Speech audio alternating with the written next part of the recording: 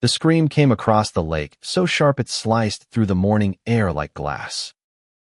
"Get out of here. You don't belong on this property." I looked up from casting my line to see Karen, the swollen and self-anointed queen of the HOA, storming down the hill, clipboard in one hand and her phone in the other. Her sandals slapped against the wood of the dock with such force, it was a wonder the boards didn't splinter under her weight. She wasn't just angry. She was triumphant, already savoring whatever drama she was about to unleash. My wife, Julia, sat on the edge of the dock, her legs dangling peacefully in the water, enjoying her one day off that week. She had barely turned her head before Karen's shadow swallowed her, the shrill voice booming. "This lake is for HOA residents only, and I am the authority here. You are trespassing. If you don't leave, I will have you forcibly removed."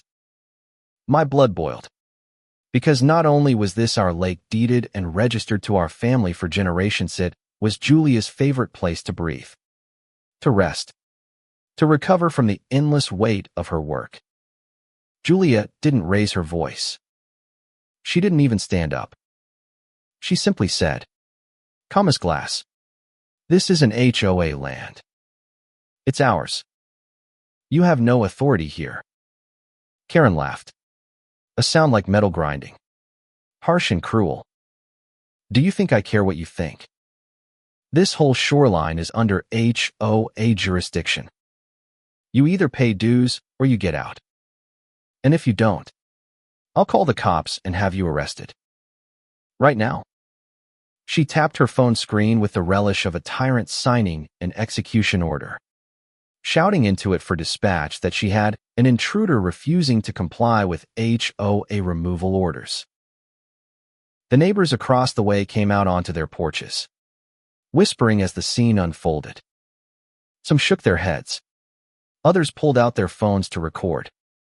Everyone knew Karen's reputation, but this was different. She wasn't writing fines or sending angry letters. She was weaponizing the law, or at least what she thought the law was. The squad car rolled up minutes later, gravel crunching as two deputies stepped out. Karen rushed to them like she was their commander, pointing a shaking finger at Julia. "That's her. Evict her. She won't pay dues. She won't leave our property. She's hostile." The deputies looked at each other, clearly uncertain. Julia finally stood, brushing the lake water from her hands. She reached slowly into her bag, pulled out a leather case, and flipped it open. The sun caught the gold badge within, and time seemed to stop. It wasn't just a badge. It was the seal of the Federal Bureau of Investigation. The deputy's eyes widened as Julia said, her voice steady but firm, "I am Special Agent in Charge Julia Morgan. You've just called in a false report against a federal officer on her own property. You may want to reconsider who you're threatening." The dock fell silent. The deputies immediately straightened, nodding respectfully, their entire demeanor shifting from wary to deferential. Karen froze, her face drained of color, her mouth opening and closing like a fish gasping for air. "That hat's fake. She's lying. She can't be FBI. She's just some nobody sitting on a dock." But her voice had lost its edge. The neighbors recording from their porches zoomed in on the badge, their whispers turning into gasps. Everyone could see the truth gleaming in the morning sun. Then came the twist that shattered Karen's world completely. Another car pulled up, black and unmarked, and from it stepped two agents in suits, earpieces glinting. They walked directly to Julia, nodding with respect, and one of them said, "Ma'am, we got your alert. We're here to back you up." Julia closed her badge and crossed her arms, turning to the deputies. "This woman has been harassing us for months, claiming jurisdiction she doesn't have. Now she's escalated to filing false reports against a federal agent. That's obstruction, impersonation of authority, and a misuse of emergency resources. The deputies nodded grimly, their pens scratching furiously across notepads. Karen stammered, tripping over her words, insisting she was protecting the community, that she was in charge. But no one was buying it anymore. The agents turned their eyes on her, calm but cold, and for the first time in her life, Karen's arrogance cracked into panic. Karen's panic turned feral. She waved her clipboard like a sword, voice shrill and desperate. You don't understand. I am the president of this HOA. I have authority here. She has to obey me, badge or not. The deputy's expressions hardened, and the two FBI agents exchanged a glance before one of them stepped closer. His tone was calm, but it cut like steel. Ma'am, you have no authority to demand compliance on land you don't own. What you've done tonight is file a false emergency report, impersonate law enforcement authority, and attempt to obstruct a federal officer. That's a very serious list of crimes. The crowd of neighbors that had gathered along the shoreline grew restless. For the first time, voices rose against Karen instead of in silence. One shouted, "She fined me $500 for painting my shutters blue." Another added, "She tried to have my son's car towed from my own driveway." A woman held up her phone, playing a recording of Karen's threats. "If you don't pay, I'll ruin you." Each accusation was a hammer blow. Each truth cracked her fragile empire wider.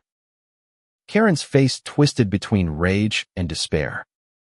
She lunged toward Julia, finger jabbing the air. "You can't take this from me. I built this community. I gave it order. Without me, it'll fall into chaos." But Julia didn't flinch. She simply unfolded her arms, the faintest trace of pity in her eyes, and said, "No, Karen.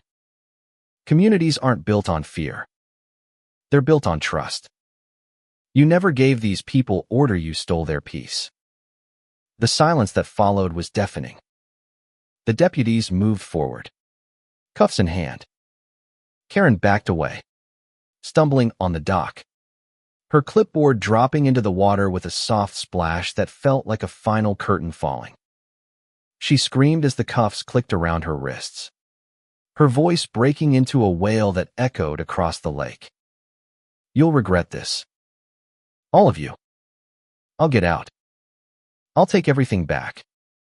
But nobody looked afraid anymore. Neighbors recorded, some shaking their heads, others laughing bitterly, watching as the woman who had ruled with terror was finally stripped of her crown.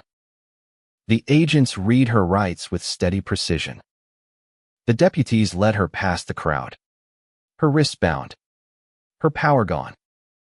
For the first time in years, the community exhaled. A few people clapped softly. Others whispered prayers of thanks. One elderly man, who had spent months under her fines, murmured, "Finally." In the days that followed, Karen's downfall spread like wildfire. News stations aired footage of her arrest at the lake, dubbing her the clipboard tyrant. Investigations uncovered embezzlement, forged documents, and years of harassment cloaked in the language of neighborhood safety. The HOA dissolved within weeks, members resigning in disgrace. Their empire of petty rules dismantled piece by piece. But something greater rose from the ashes. Without Karen's shadow, neighbors began to rediscover one another. Cookouts returned. Kids played freely by the lake. Couples who had stopped speaking over HOA threats began mending fences literally and figuratively. And Julia, though she rarely spoke about her work, earned a quiet reverence from everyone. People felt safe again, not because someone was policing them, but because truth had stood its ground against lies. One evening, as the sun bled gold across the water. Julia and I sat on the dock. She leaned against my shoulder. The same calm strength in her, as always. "It's strange," she said softly. She thought she could evict me from my own home. But in the end, she evicted herself from this community, from any respect she ever had. I nodded, watching neighbors laughing on the shore. She mistook power for fear. I replied, "But fear never lasts. Respect does." Karen had tried to write herself into history as the ruler of the lake. Instead, her legacy became a cautionary tale whispered across towns. A reminder of what happens when arrogance collides with truth.